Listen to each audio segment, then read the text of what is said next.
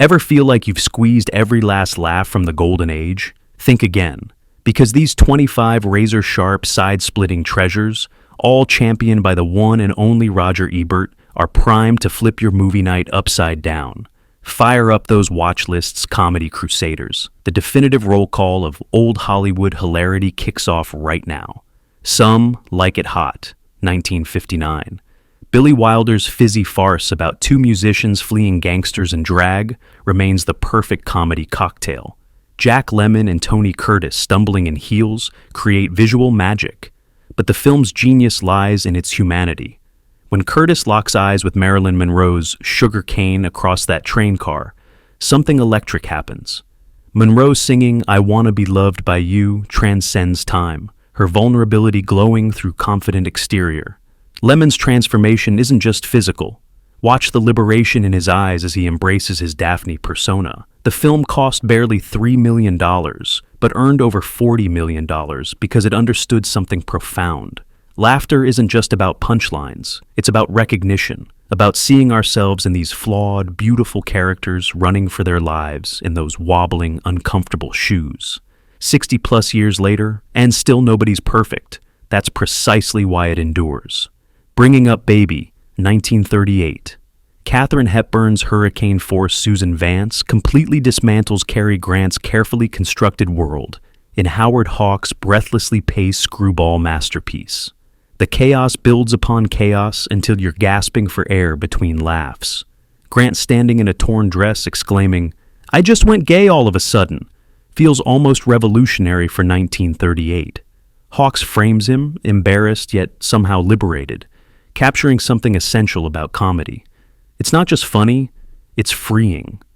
Hepburn is incandescent, her refined aristocratic bearing barely containing a wildness that matches Baby the Leopard, step for dangerous step.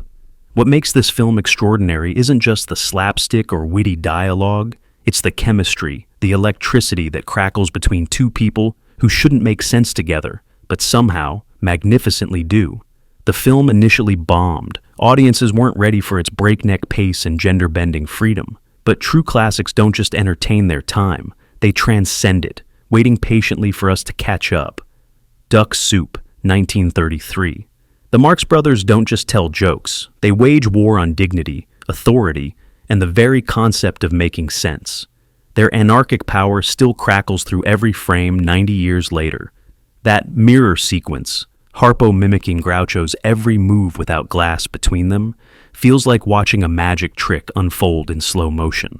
The precision makes you realize these aren't just comics, they're athletes of absurdity, performers operating at a level of commitment that feels almost spiritual. What strikes most watching it now is how political it remains. Fredonia going to war over an insult, the pompous speeches, the paper-thin patriotism. In 1933, as fascism rose across Europe, this wasn't just funny, it was prophetic. Running just 68 minutes, it contains more ideas, more perfect gags, more pure comedic invention than most filmmakers manage in a lifetime. One laugh every 12 seconds. But what they couldn't measure was how each laugh demolishes something we thought permanent, rebuilding our world slightly askew with each perfectly timed pratfall. His Girl Friday, 1940. Howard Hawks took the revolutionary step of having actors talk over each other, 240 words per minute in some scenes, creating something that feels less like scripted exchanges and more like life itself, caught at its most electrically alive. When Cary Grant's editor Walter Burns looks at Rosalind Russell's Hildy Johnson, you feel decades of history in that glance. Love, frustration, professional respect, and absolute certainty that neither will ever meet anyone who understands them so completely. Their relationship isn't romantic in any conventional sense. It's something deeper, more primal. They don't just love each other, they recognize each other, two predators circling the same territory. What makes this film extraordinary is how it transforms reporting, ink-stained fingers, tapping typewriters, the relentless pursuit of tomorrow's headline, into something approaching religion. When Hildy slips back into the newsroom rhythm, abandoning plans for suburban normalcy, it feels less like failure and more like a convert returning to the one true faith. The Lady Eve, 1941. Barbara Stanwyck's Jean, slowly running her fingers through Henry Fonda's hair on that ocean liner deck, creates one of cinema's most electrically charged moments, comedy that feels dangerous in its intimacy. Preston Sturges understood something profound.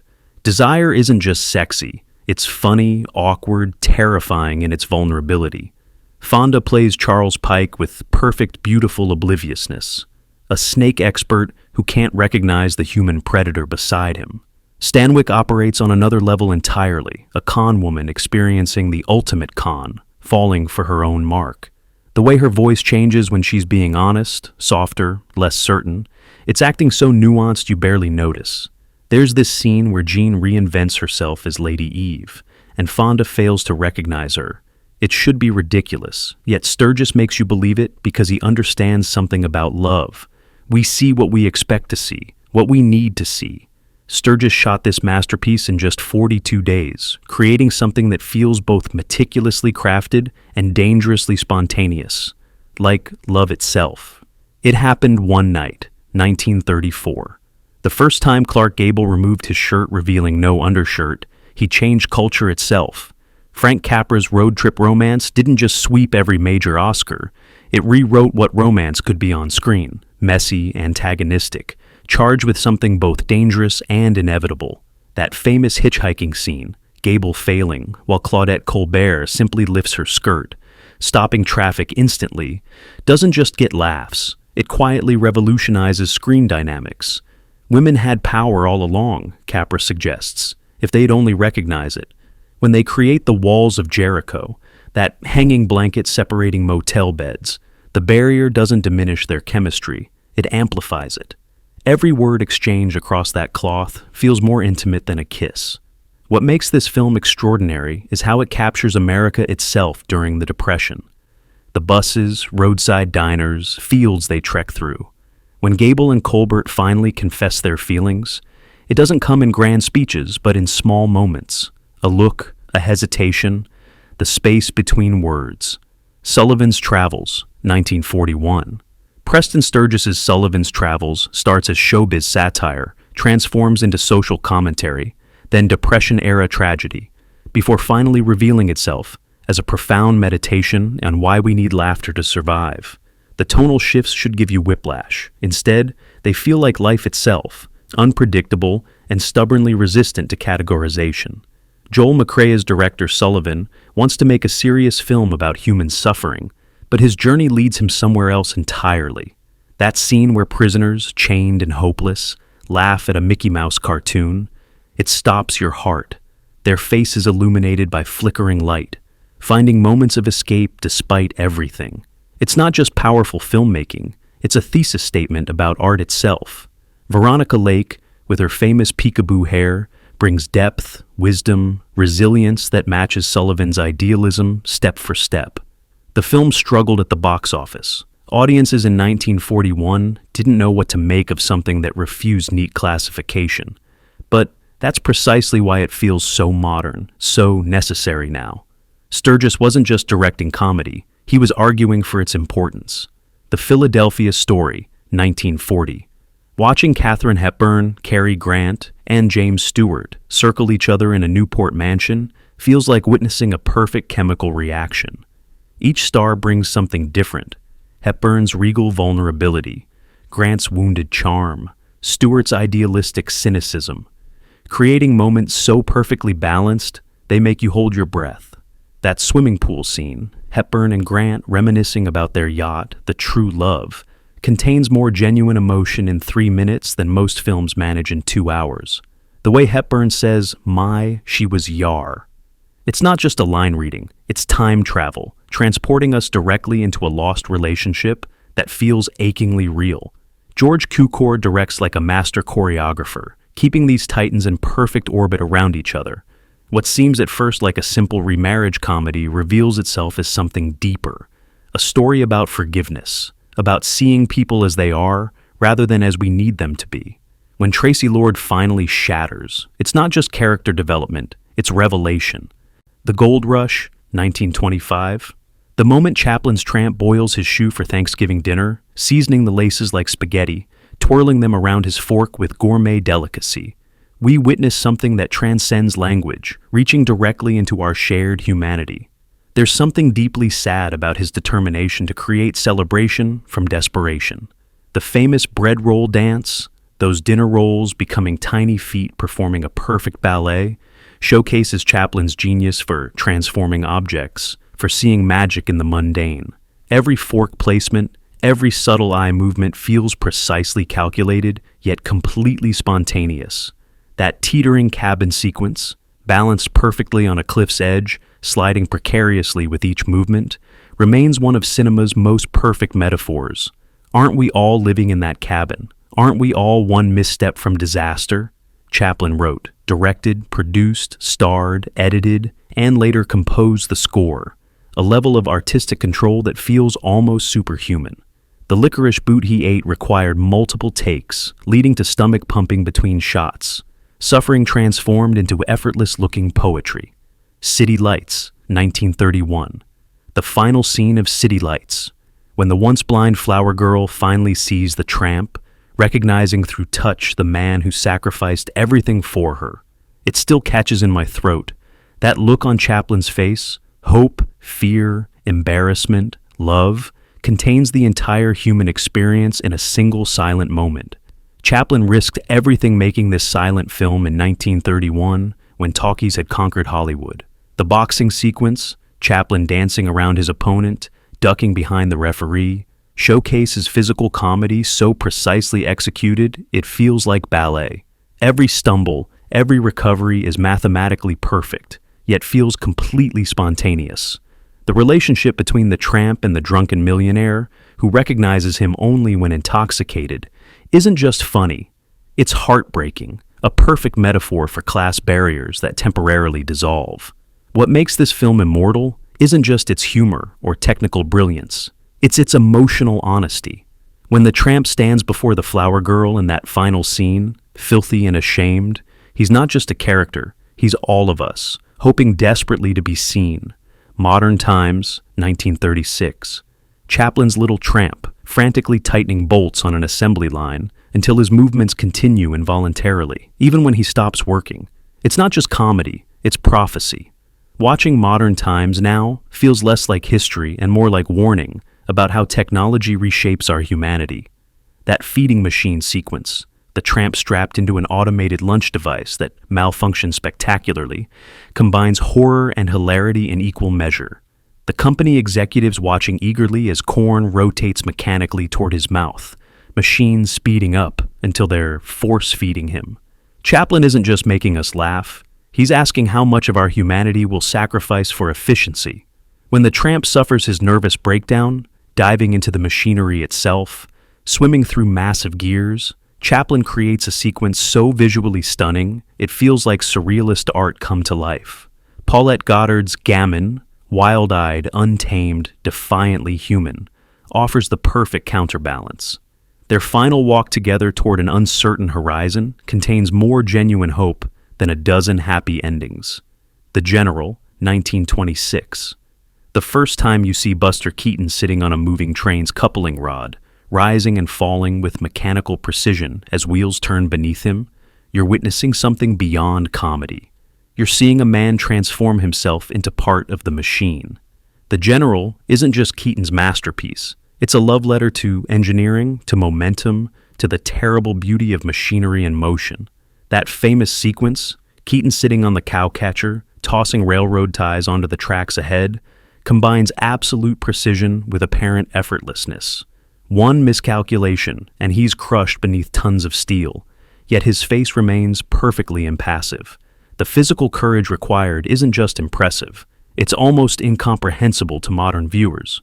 The collapsing bridge sequence, a full-size locomotive crashing into a river, remains one of cinema's most spectacular practical effects. Costing $42,000 in 1926, nearly $700,000 today, it was the most expensive single shot of the silent era.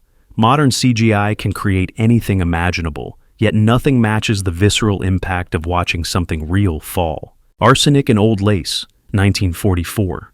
Frank Capra pulls a magic trick in Arsenic and Old Lace, ratcheting up horror and hilarity simultaneously until you're not sure whether to gasp or guffaw. Cary Grant plays Mortimer Brewster, completely against type, his famous suavity disintegrating into wide-eyed panic as he discovers his sweet elderly aunts have been poisoning lonely old men as a charitable hobby. Setting this macabre farce on Halloween night blurs the line between celebration and genuine horror. When Grant discovers a body in the window seat, his double take isn't just funny, it's a masterclass in physical comedy. Dignity crumbling in real time.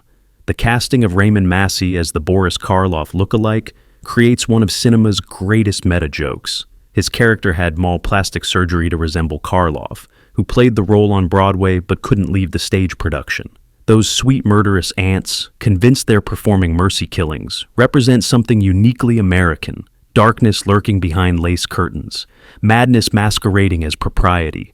No wonder audiences have been helplessly laughing at murder for 80 years. Man Godfrey, 1936. The opening scene at the city dump, where socialites hunt for a forgotten man as part of a scavenger hunt, doesn't just establish the premise. It indicts an entire social order. William Powell's dignified homeless man, introduced digging through garbage, somehow maintains more genuine aristocracy than the real aristocrats who treat poverty as a game. Carol Lombard's Irene Bullock vibrates with screwball energy, her emotions completely transparent, her logic operating on some cosmic wavelength only she can access. When she falls for Godfrey, hiring him as the family butler, her pursuit isn't just romantic comedy. It's the spoiled rich girl finally encountering something money can't immediately buy, genuine connection with someone outside her bubble.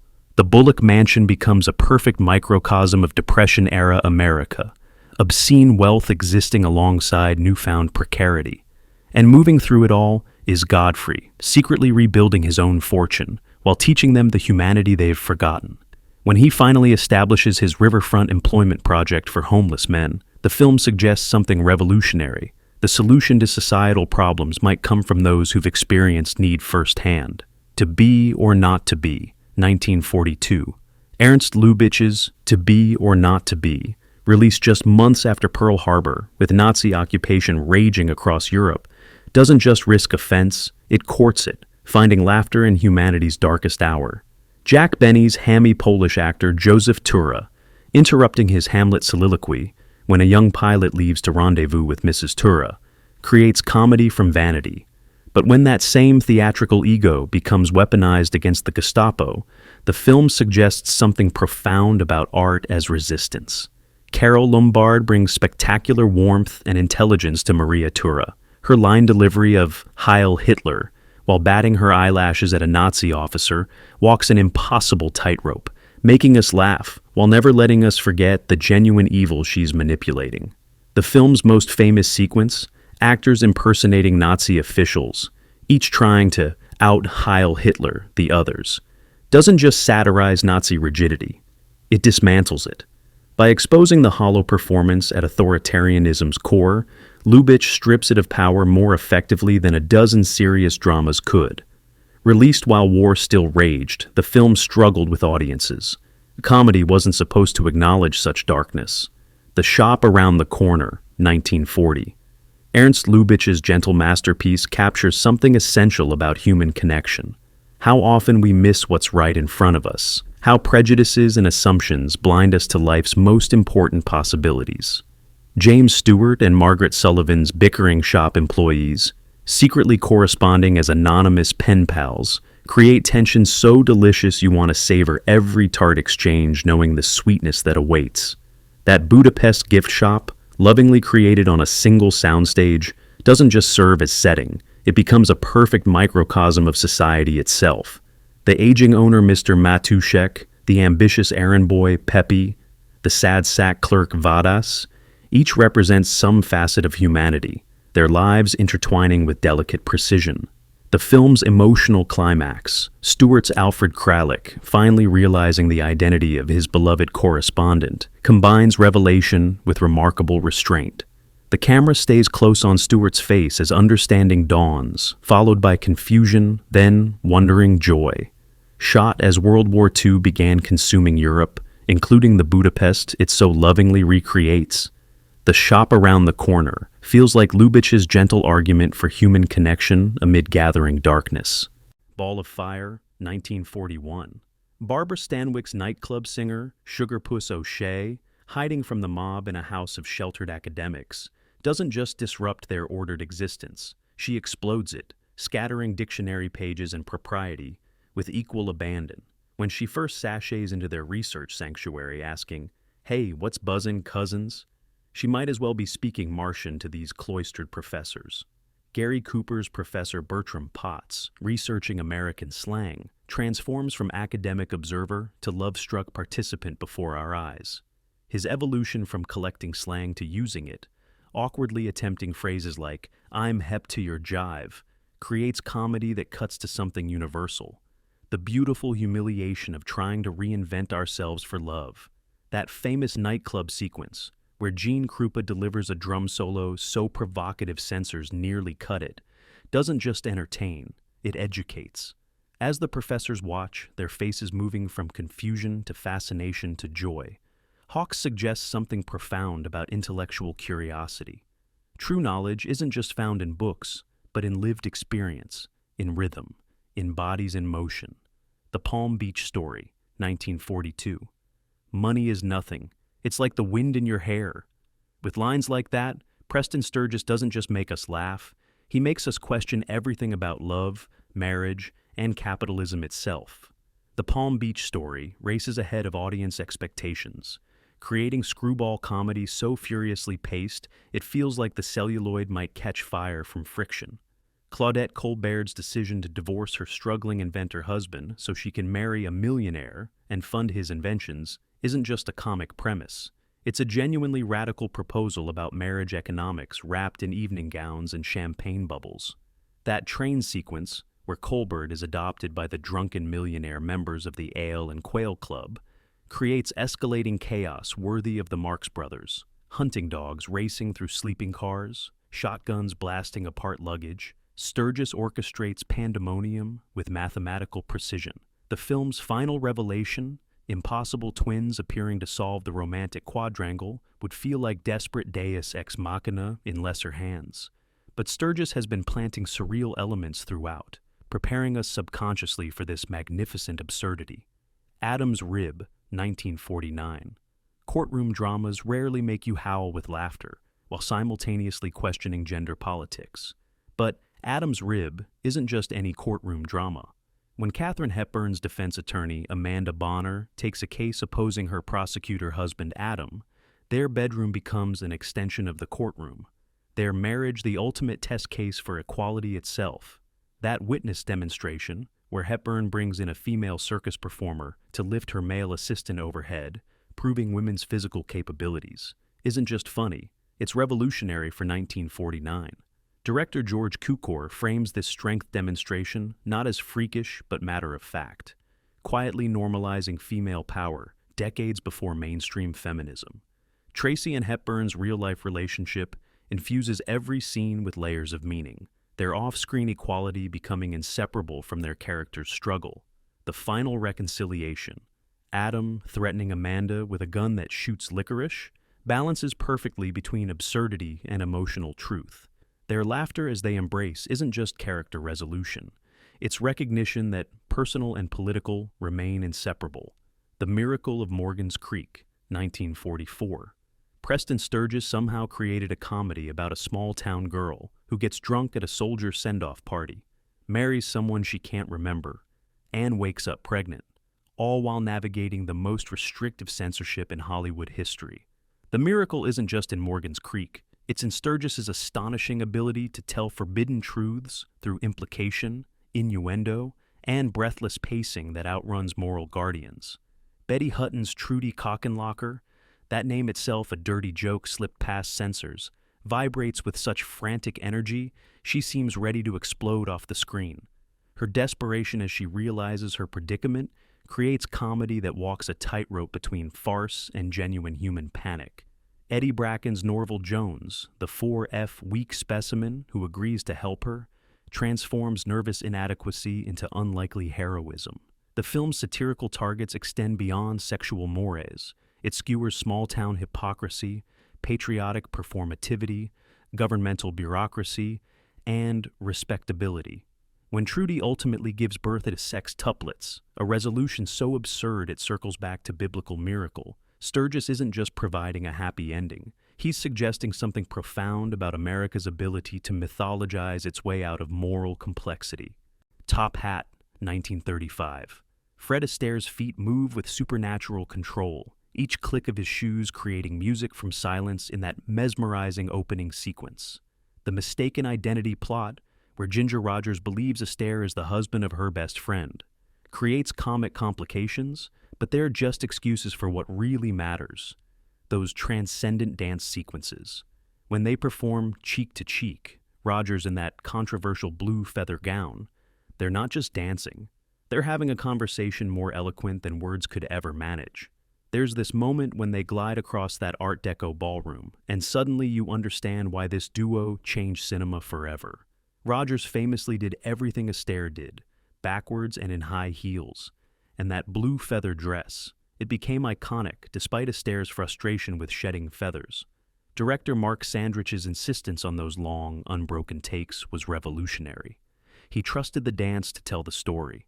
There's this scene where they tap through puddles, creating music from rainfall, capturing everything cinema can be: visual poetry, rhythmic storytelling, pure emotion translated through movement.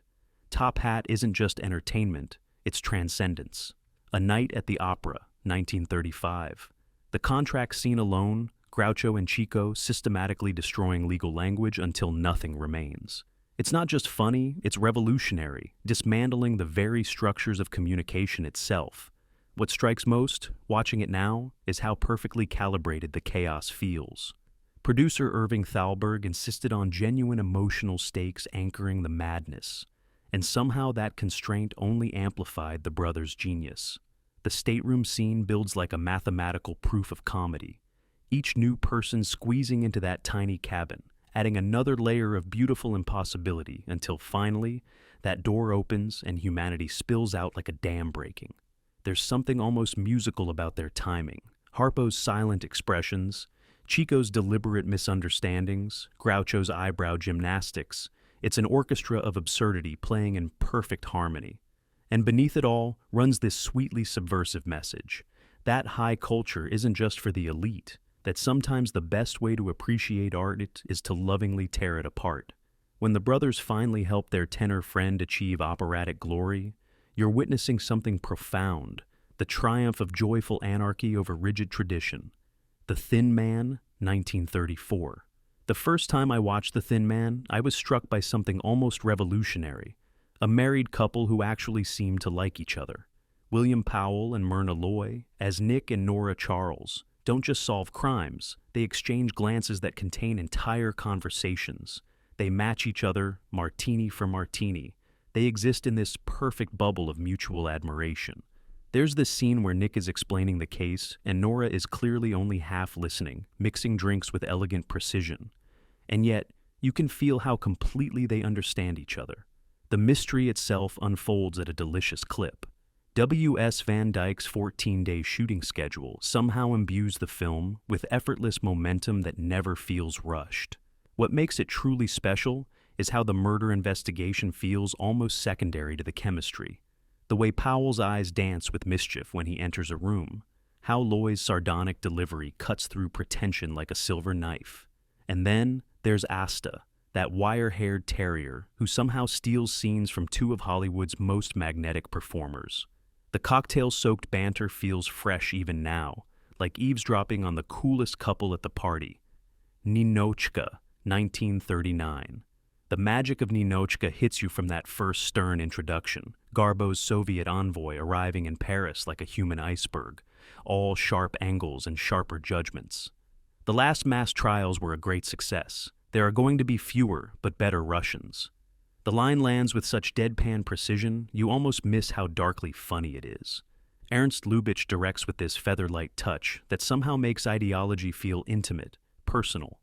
There's this moment where Ninotchka first laughs, not just a chuckle but a full, unrestrained cascade, and it's like watching someone discover color after living in black and white.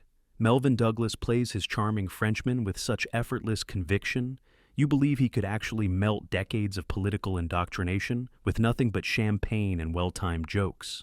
The film dances between political commentary and romantic comedy so gracefully that neither feels diminished.